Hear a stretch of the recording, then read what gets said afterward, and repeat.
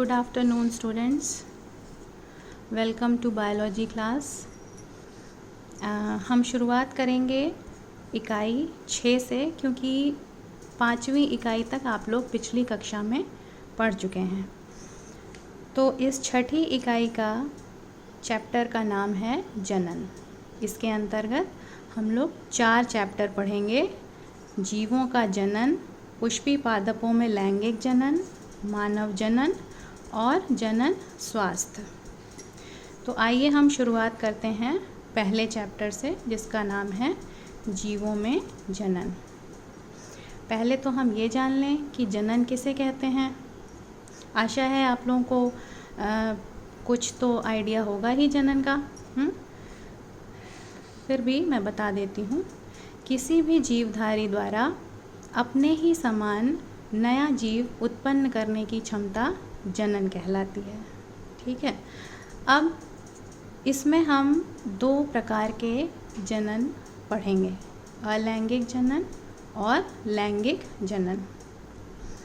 इसके बारे में विस्तार से हम अभी आगे बढ़ेंगे, लेकिन पहले हम छोटी छोटी टर्म्स जो हैं उनको समझ लेते हैं, जो हमारे इस चैप्टर में हमें काम आएंगी। तो पहले हम जान लेते हैं जीवन अवधि किसे कहते हैं। जैसा कि आप लोग थोड़ा बहुत जानते ही हैं कि प्रत्येक जीव की जन्म से लेकर प्राकृतिक मृत्यु तक के समय को हम जीवन अवधि कहते हैं। इस जीवन अवधि का किसी भी जीवधारी के स्वास्थ्य से किसी भी जीवधारी के आकार से कोई संबंध नहीं है। जैसे कि आप यहाँ पर एग्जाम्पल के लिए मैंने कुछ यहाँ पर दिए हुए हैं। जैसे फसली पौधे हैं, जितने भी जो भी फसली पौधे होते हैं उनकी जीवन अवधि लगभग 4 से 6 माह की होती है।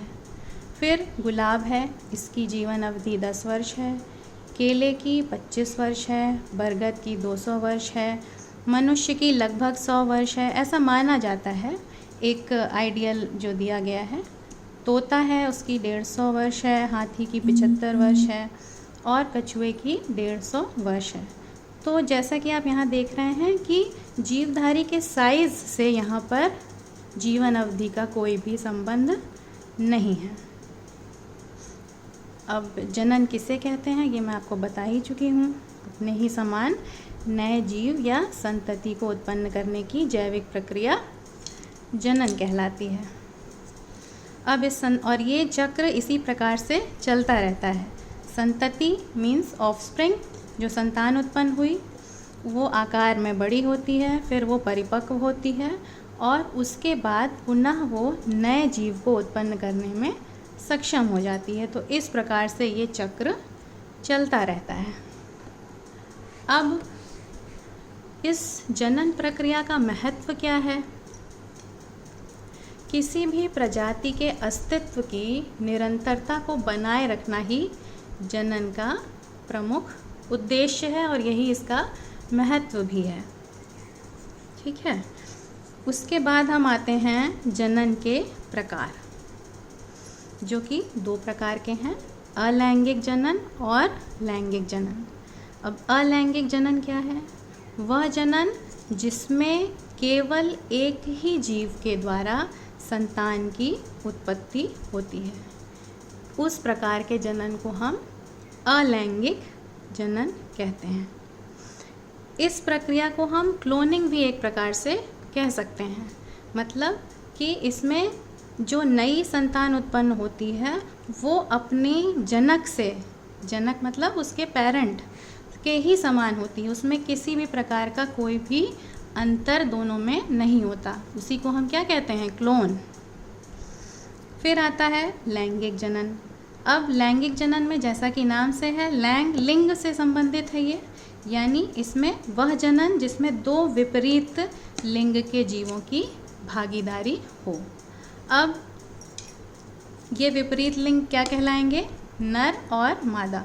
और इनके जो सिंबल्स हैं जिससे इसको हम प्रदर्शित करते हैं वो आप लोग पिछली कक्षा में पढ़ चुके हैं। अब ये तो हो गया इनमें बेसिक जो अंतर होता है अलैंगिक और लैंगिक में। दूसरा अंतर ये होता है कि अलैंगिक जनन में किसी भी प्रकार की आनुवांशिक भिन्नता नहीं होती, मतलब जैसा पेरेंट है वैसा ही उसकी ऑफस्प्रिंग या उसकी संतति होगी। तीसरा अंतर क्या है हम देखते हैं। तीसरा अंतर है अर्धसूत्री विभाजन तथा निषेचन की प्रक्रिया, जो कि केवल लैंगिक जनन में ही संभव है और इसी में ये प्रक्रियाएं दोनों होती हैं। किसमें? लैंगिक जनन में। और अलैंगिक जनन में ये दोनों ही प्रक्रियाओं का पूर्णतः अभाव होता है।